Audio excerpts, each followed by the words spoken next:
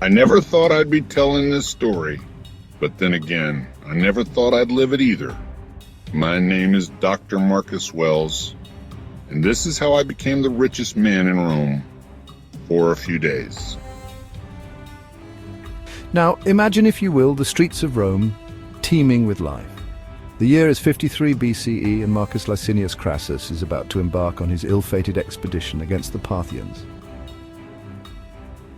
Crassus, you see, was part of the first triumvirate with Julius Caesar and Pompey, but while they were off conquering Gaul and the East, Crassus was, well, he was counting his money, and let me tell you, he had a lot to count.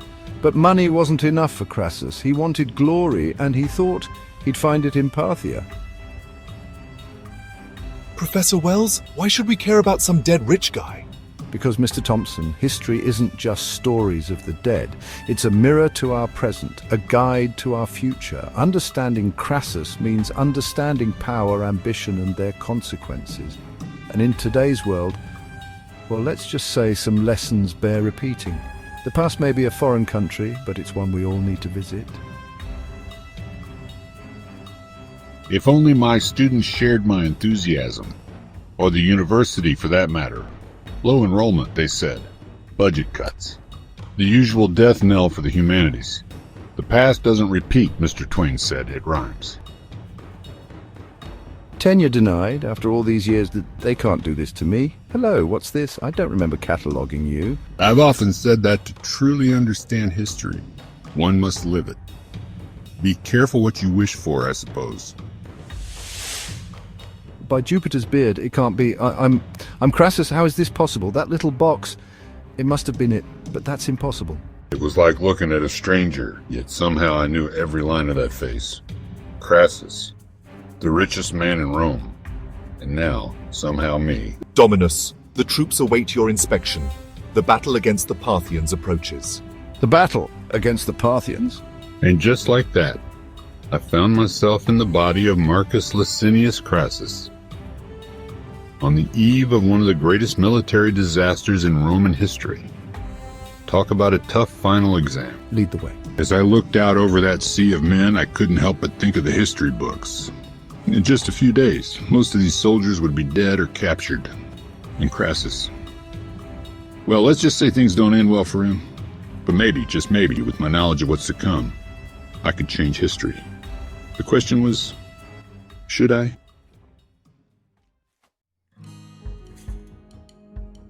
You know that dream where you show up to class naked?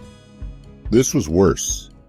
I was about to inspect an army I knew nothing about in a body that wasn't mine, on the brink of a battle I knew would end in disaster. Soldiers of Rome, your valor brings honor to the Republic. Not exactly Shakespeare, but it seemed to do the trick. Though I couldn't shake the feeling that I was in a very elaborate, very dangerous historical reenactment. Dominus, if I may speak freely, I have concerns about our battle strategy against the Parthians. Speak, young Cassius. Your concerns are of great interest to me. The Parthians are known for their mounted archers and their Parthian shot. Our heavy infantry may be at a disadvantage in open terrain. You've done your homework, Cassius. Tell me, what would you propose? Tomorrow the sun will be swallowed by darkness for a brief time. But fear not, it is merely the moon passing before it. So, you say if we approach from this ridge, Cassius, we could potentially flank their position? Yes, Dominus, the ridge will hide our troops. It's amazing how far a little 21st century knowledge can take you in ancient Rome. Suddenly, I was the Roman Nostradamus. But with great power comes great, well, you know the rest. Gentlemen, I propose we alter our strategy. Instead of marching directly across the desert, we should follow the Euphrates. This will keep us supplied and deny the Parthians their advantage of mobility. Have you lost your mind, Crassus? Since when are you a military expert? Since I started listening to men like young Cassius here, who understand our enemy better than we care to admit. We're facing a new kind of warfare, and we must adapt or die. In that moment, I felt the full weight of history on my shoulders. One word from me could change the fate of Rome, for better or worse. It was exhilarating and terrifying. The choice is yours, gentlemen. We can cling to tradition and march to our doom, or we can dare to change and possibly change the world. What say you? They say the past is another country. Well, I was about to lead an army through it, and I had a feeling the journey was about to get a lot more complicated.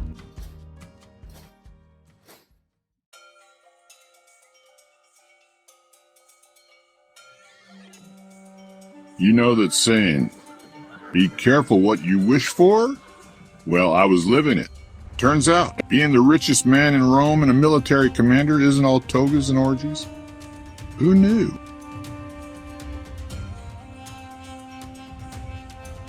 God, what I wouldn't give for a good cup of coffee right now.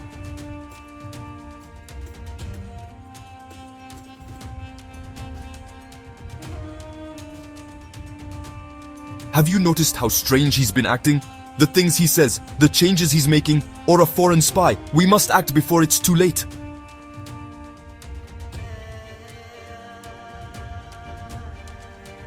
In the name of Rome, you are under arrest. What? On what charges? Treason, madness, take your pick. You are not the Crassus we knew. Who are you really, and what have you done with our commander? Well, this was a plot twist I didn't see coming. So I suppose if you start messing with history, history has a way of messing back.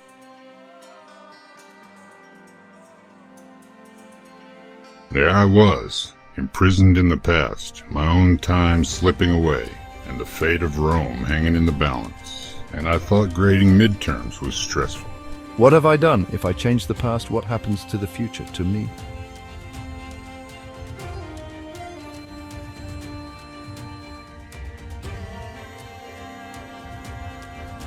Was any of it real? Did any of it matter? Of course.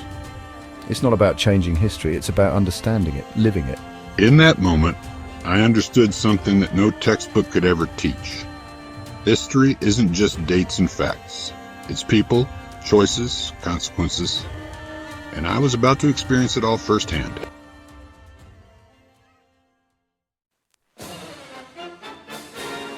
You know, they say those who don't learn from history are doomed to repeat it. But what about those who know exactly what's coming and still can't stop it?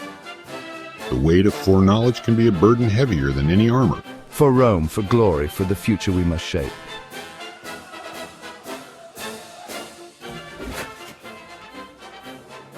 Listen to me. This day may be lost, but the future of Rome isn't. Remember this. Power corrupts, and absolute power corrupts absolutely. The Republic's strength lies not in its armies, but in its people. You must carry this truth forward, Cassius. And just like that, I could feel my time run out. But maybe, just maybe, I'd made a difference after all. The seeds of change planted in the blood-soaked sands of history. Learn from this, learn from history. The future is in your hands, Cassius. The Battle of Carrhae, a turning point in history. Rome's invincibility shattered, and with it, the fate of the Republic sealed. But history is more than just victories and defeats. It's about the lessons we learn, the changes we make. Sometimes, the seeds of the future are planted in the moments of our greatest defeat. I'm back. It felt so real. The heat, the dust, the weight of responsibility, all of it. They say you can't change the past. But maybe that's not the point. Maybe understanding it, truly living it, that's what changes us. The past becomes a part of us, shaping our understanding of the present and our vision for the future. The fall of Crassus was more than a military defeat. It was a turning point in Roman history, a moment that echoes through the ages. But it's also a lesson in the complexities of power, ambition, and the consequences of our choices. And so, the journey through time becomes a journey of understanding. The past, present, and future intertwined in the tapestry of human experience. In the end, history is not just a series of events, but a living, breathing entity that shapes our world. It's up to us to learn from it, to understand it, and to use that knowledge to build a better future. For in understanding our past, we gain the power to shape our future. And that, perhaps, is the greatest lesson history has to teach us.